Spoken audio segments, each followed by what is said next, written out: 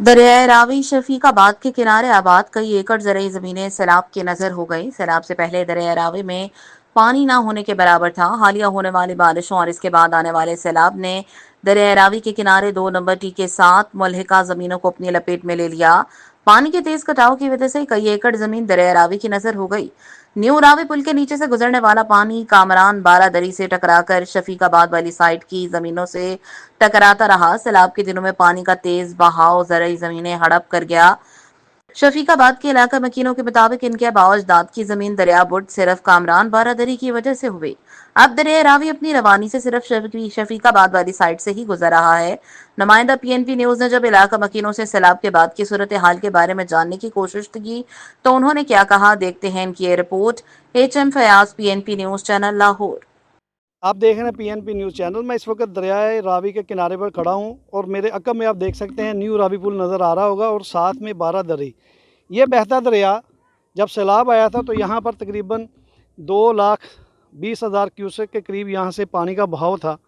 बड़ी तेज़ी से पानी यहाँ से गुजरा और ये किनारे हैं जहाँ से पानी टकराता हुआ आगे निकलता गया।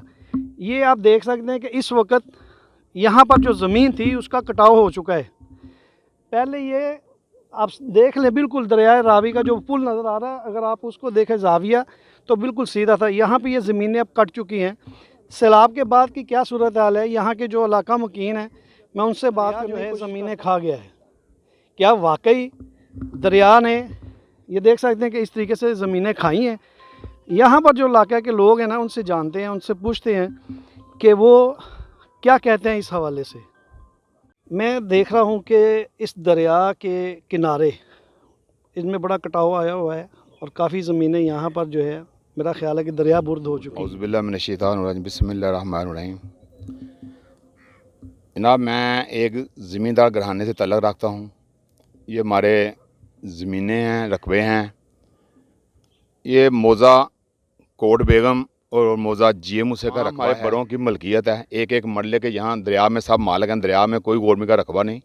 गवर्नमेंट का रकबा सिर्फ रावी पुलों के अंदर जो मलकियत है वो गवर्नमेंट तक और बारादरी तक ये गवर्नमेंट का मलकियत रकबा है। आगे जो भी रकबा जा रहा है बाबू साहब तक, एक एक मरले के हर आदमी मालिक है। दरिया में किसी का एक मरला नहीं गवर्नमेंट का। ये जो दरिया सैलाब से पहले ऐसे ही बह रहा था, ये ज़मीन कहाँ तक किनारा था इसका? ये आगे 3-3 एकड़ आगे किनारा था इसका। ये तकरीबन जो अब फ्लड आया ना 2,20,000 क्यूसेक, ये बारादरी को जो दरमियान में है ना, उसके जो पानी लगता था ना, पत्थर हैं, उनकी दोनों तरफ कटाई करके ये ज़मीन इस दफ़ा 20-25 एकड़ दरिया बुर्द हो चुकी है। ज़मींदारों को बहुत बड़ा नुकसान हुआ है और हम गवर्नमेंट पंजाब से ये मुतालबा करते हैं, ये बारादरी जो 1-2 एकड़ में अंदर होनी चाहिए, ये 15-20 एकड़ में बारादरी बना दी हुई है, पत्थर लगाया हुआ है।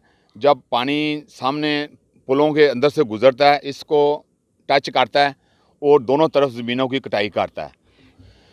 यहाँ से 4 लाख पानी गुज़रना मुश्किल है, इसलिए कि हमारे जो पुल है ना, ये पुल जो बने हुए हैं, ये पुल ही बहुत छोटे हैं। ये कहते हैं 6 लाख गुजारेंगे, ये 4 लाख गुजार दें तो जो कहेंगे मैं इनको अपना यानी हर्जाना देने के लिए नियत है।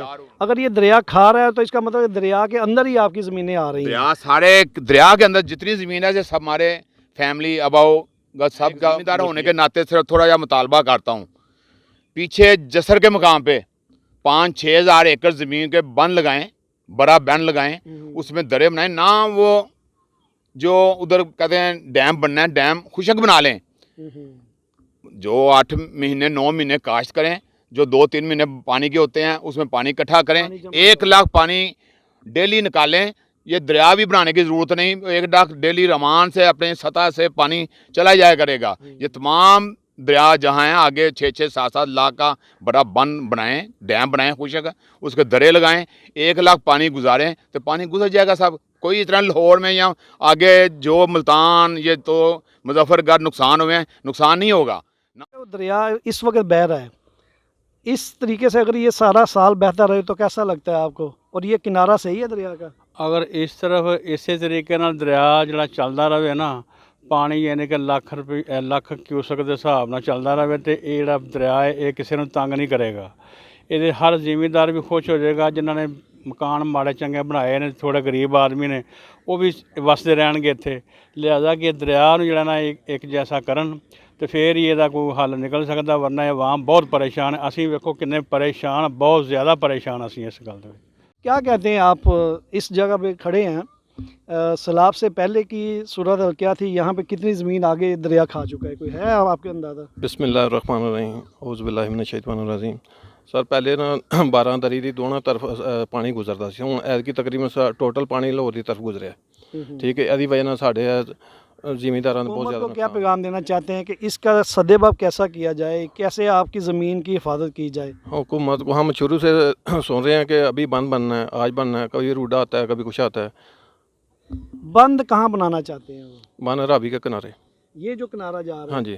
तो ये तो अभी ज़िगज़ैग हो चुका है। जैसे मैंने पहले जिक्र किया है कि यहाँ पे आप देखेंगे, मैं आपको दिखा सकता हूँ कि दरियाए रावी का जो पुल है, अगर वहाँ पे अगर उसका जाविया ले तो दरिया बिल्कुल स्ट्रेट जाता है, लेकिन यहाँ पर इस वक्त किनारे जो है ज़िगज़ैग का बने हुए हैं। सर पानी को जहाँ रास्ता मिलेगा वहीं जब गुजरना है पानी का। अभी ये नज़र लगाए ना 12 दरी की तरफ, उधर से पानी नहीं गुजर रहा, पानी सारा टोटल लाहौर की तरफ गुजर रहा है। जो जितना अभी पानी आ रहा है वो सारा यहीं से गुजर रहा है, उस साइड पे वहाँ ज़्यादा कटाव होगा। वहाँ पे क्या वजह, ऊंची जगह है वो? जी, उसने ज़मींदारों ने ऊँची कर ली अपनी ज़मीन और सेल भी कर दी, घर बने हुए हैं। मेरा आपके साथ इस बात को लेके आना यह था कि सैलाब के बाद इस इलाके की क्या सूरत हाल थी। वाकई मैं देख रहा हूँ कि यहाँ पे दरिया के किनारे कटे हुए हैं और दरिया जो है ज़िगज़ैग करता हुआ इनकी ज़मीनें खा चुका है। अगर वो अपनी प्लानिंग कर रहे हैं तो इस तरीके से साथ जोड़कर बैठें कि ज़िम्मेदार भी बैठें, हुक्मरान भी बैठें, जो इस इलाके के ज़िम्मेदार हैं और जो मुअज़्ज़ज़ लोग हैं वो साथ बैठें और ऐसी मुशावरत से एक ऐसी प्लानिंग करें जिससे मुस्तक़बिल में आके किसी का कोई नुकसान ना हो।